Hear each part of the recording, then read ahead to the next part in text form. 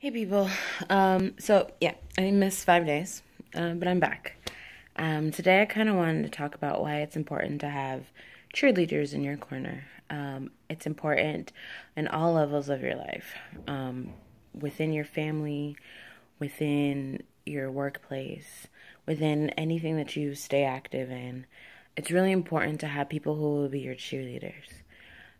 Knowing that there are people who will stand up for you, defend you, even when you're not around, is really important because, the first step should always be you knowing how to defend yourself, knowing how to represent yourself well, knowing how to get your point across without being flib or angry or have an attitude, but just be able to say, this is me, this is what I bring, and take ownership of any mistakes that you might make, and also take pride in any accomplishments that you have. But there need to be people around who will block the haters, basically. And everyone has some level of hater. Unless you are actively 100% all the time the hater, there's someone who doesn't appreciate the things that you do. There's someone who is jealous of what you have going on. There's someone who's scared that if you succeed, they will fail. And that last part is the one that's most damning, because there are people who you need to work with, collaborate with, who are concerned that if they help you, it hurts them in some way. And that's unfortunate that so many people live in this bizarre idea that in order to succeed, other people have to fail. That's not how it works. This is why we have the issue with white privilege, is because people think that for some reason that if we balance the playing field, it'll disadvantage people who have always had the advantage.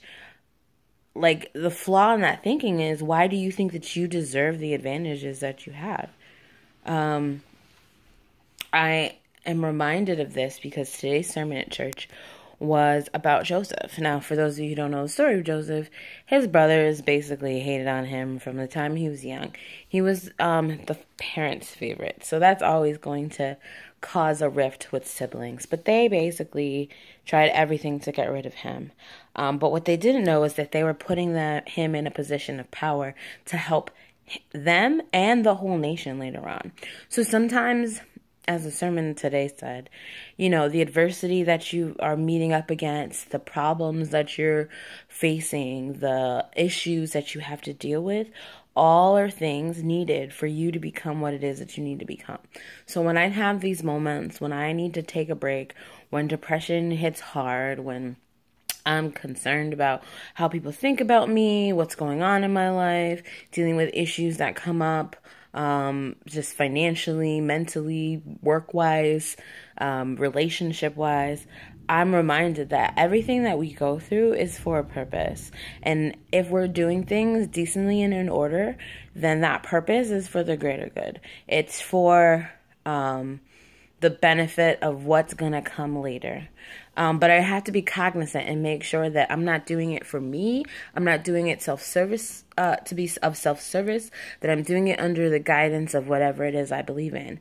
And that works for everyone, believers and non-believers. You have to do things that work towards whatever the goal is that you have. And then think about it and make sure that you're not being dissuaded or persuaded by negative impacts that aren't in your best interest or the interest of those around you.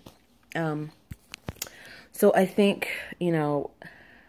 as we wrap up the summer and get ready to go back to school, get ready to refocus on projects at work, get ready to travel, whatever it is that we're going to do, I think it's really important that people take the time, again, I'm going to say this so many times, to really look at what your goals and values are and make sure that they're aligned with the things that you're doing. And I say this to you because I'm saying it to myself, because it's really important for all of us. All right. So I was gone for 5 days, but I'm back at it. Camera died on me. Anyways, the verse for today is taken from Genesis 50, verse 19 through 21. And Joseph said unto them, Fear not, for am I in the place of God?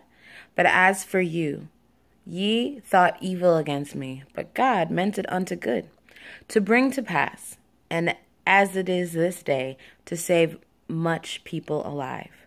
Now therefore fear ye not. I will nourish you, and your little ones, and he comforted them and spake kindly unto them. See, when people do you wrong, you don't have to fight that battle. God's got that. You know what I mean? Or karma, if that's what you believe in. You don't have to fight those battles. What you do have to do is make sure you have all your stuff in order. Make sure that you don't let those kinds of challenges stop you from achieving what it is you're supposed to achieve. Stop you from reaching your purpose. And if you don't know what your purpose is, find it. Because it'll only make your life feel better. It'll only make you feel enriched. It'll only make getting up each morning more worth it. I mean, be glad that you get up each morning. There are people who love you and care for you, and remember that always. I sometimes forget myself, so I'm reminding you today and always, there is someone out there who cares. All right, you guys have a good one, and I will see you tomorrow.